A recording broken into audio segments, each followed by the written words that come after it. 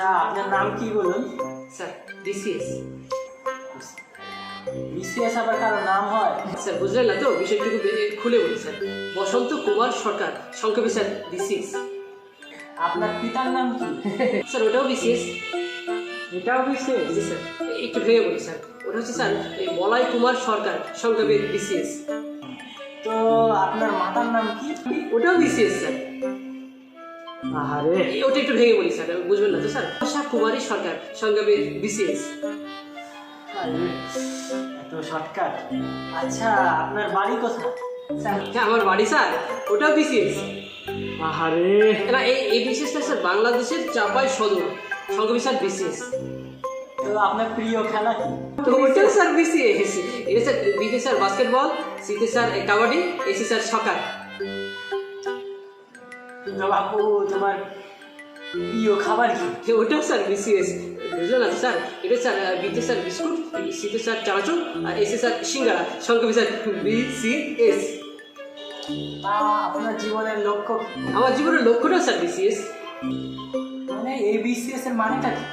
এটা sir original BCS, মানে sir Bangladesh civil surgeon.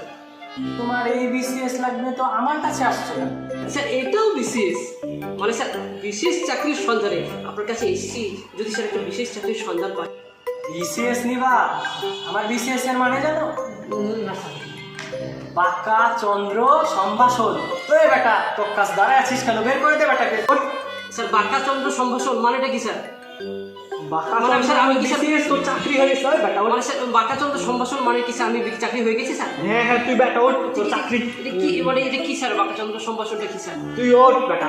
মানে স্যার কি বাঁকা চন্দ্র সম্ভাষণ কি গলা স্যার? ধাক্কা। গলা ধাক্কা। গলা ধাক্কা বেটা। এটা বিশেষ যদি দিতেন, মানে বিশেষ চাকরির সন্ধান যদি একটু দিতেন। ওই বেটা, তুই বিসিএস মানে বুঝিস না? সব সব বেটা সব। জি স্যার। ওই। চাকরি নিতে আসছে সব। স্যার বলছিলাম আরেকটা যদি ভেবে আবার দেখি, BCS BCS BCS sir BCS. ওই বেটা, ভাগ। চাকরি নিতে আসে সব।